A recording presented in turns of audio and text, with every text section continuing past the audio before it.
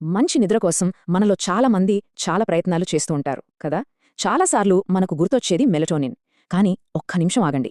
దానికంటే సహజమైన, ఇంకా చెప్పాలంటే మన శరీరానికి మేలు చేసే మార్గం ఒకటుంటే ఈరోజు మనం దాని గురించి తెలుసుకోబోతున్నాం. సరే, అయితే ఈ మెలటోనిన్ సంగతేంటో ఒకసారి చూద్దాం. నిద్ర కోసం మనం అంతలా ఆధారపడే ఈ మెలటోనిన్ దీర్ఘకాలంలో ఉత్తమమైన పరిష్కారం కాకపోవచ్చు. ఎందుకంటారా? దాని వెనుకున్న సైన్స్ ఏంటో ఇప్పుడు చూద్దాం రండి. ఇప్పుడు చూడండి, ఈ రెండిటికి మధ్య ఉన్న తేడా చాలా చాలా ముఖ్యం. మెలటోనిన్ సప్లిమెంట్ అంటే మనం బయటి నుంచి నేరుగా హార్మోన్ను బాడీలోకి పంపిస్తున్నట్టు. సో కాలం గడిచే కొద్దీ ఏమవుతుందంటే డోస్ పెంచాల్సి రావచ్చు, కొన్ని సైడ్ ఎఫెక్ట్స్ కూడా ఉండే ఛాన్స్ ఉంది. కానీ ఈ ట్రిప్టోఫాన్ అలా కాదు. ఇది మన శరీరానికి కావాల్సిన ఒక ముడి పదార్థం లాంటిది, ఒక అమినో యాసిడ్ అనమాట. చాలా సేఫ్, మన బాడీ రిథంతో కలిసి పనిచేస్తుంది. అసలు ఈ ట్రిప్టోఫాన్ అంటే ఏంటి? సింపుల్గా చెప్పాలంటే ఇది ఒక ఎసెన్షియల్ అమైనో యాసిడ్. అంటే మన శరీరం ప్రశాంతంగా ఉండటానికి, నిద్రపోవటానికి కావలసిన వాటిని తయారు చేసుకోవడానికి ఇదే మూలం. ఇది బయట నుంచి తెచ్చిపెట్టుకునే హార్మోన్ కాదు, మన శరీరమే వాడుకునే ఒక బిల్డింగ్ బ్లాక్ అన్నమాట.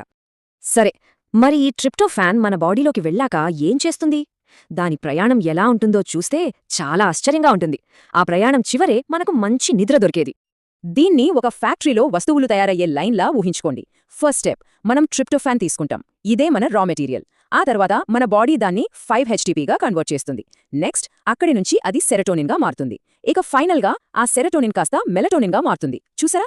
అసలు ముడిసరుకైన ట్రిప్టోఫాన్ లేకపోతే ఈ ప్రొడక్షనే జరగదు.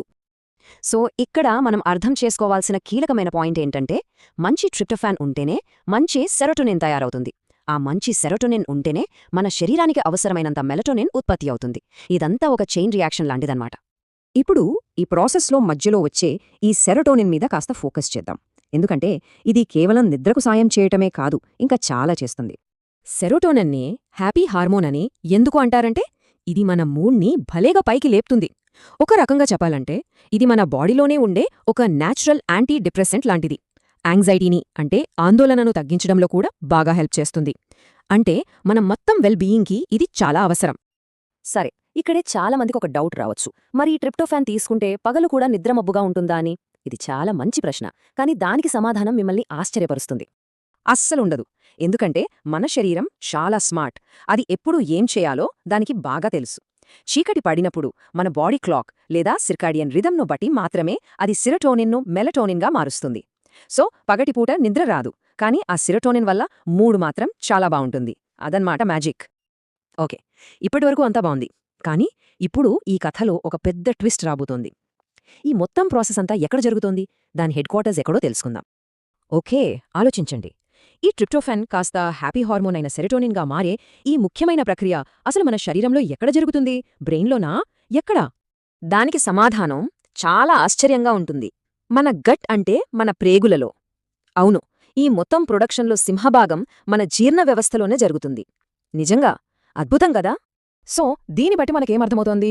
మంచి నిద్రకు మన గట్ హెల్త్కు డైరెక్ట్ లింక్ ఉంది. మన జీర్ణ వ్యవస్థ ఆరోగ్యంగా ఉంటేనే ట్రిప్టోఫాన్ సరిగ్గా కన్వర్ట్ అవుతుంది. దానివల్ల సెరోటోనిన్ న్యాచురల్గా ఉత్పత్తి అవుతుంది.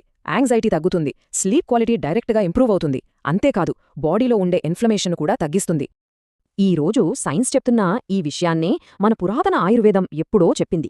ఏ రోగం లేకుండా ఆరోగ్యంగా ఉండాలంటే దానికి మూలం కడుపు ఆరోగ్యమే అని ఆయుర్వేదం బలంగా చెప్తోంది. చూసారా ఎంత కనెక్షనుందో? సరే, ఎందుకు అనేది మనకు క్లియర్గా అర్థమైపోయింది. ఇప్పుడు అసలు విషయంకి వద్దాం. ఎలా మన గట్ హెల్త్ని, అంటే జీర్ణ వ్యవస్థ ఆరోగ్యాన్ని ఎలా మెరుగుపరుచుకోవాలి? దానికోసం కొన్ని సింపుల్ స్టెప్స్ ఉన్నాయి. మన గట్కి సపోర్ట్ ఇవ్వడానికి ఏం చెయ్యొచ్చు? ఫస్ట్, సౌర్క్రాట్, కంజీ లాంటి ప్రోబయోటిక్ ఫుడ్స్ని డైట్లో చేర్చుకోవాలి. లేదా డాక్టర్ సలహాతో ప్రోబయోటిక్ సప్లిమెంట్స్ కూడా తీసుకోవచ్చు. అన్నిటికన్నా ముఖ్యం, మన డైజెషన్ సిస్టమ్ సాఫీగా, ఎఫిషియెంట్గా పనిచేసేలా చూసుకోవాలి. అలాగే రోజు మోషన్ ఫ్రీగా అయ్యేలా చూసుకోవడం కూడా చాలా ఇంపార్టెంట్. ఈ చిన్న మార్పులే మన నిద్రను ఎంతగానో మెరుగుపరుస్తాయి. కాబట్టి ఈ మొత్తం విశ్లేషణను ఒకే ఒక ప్రశ్నతో ముగిద్దాం.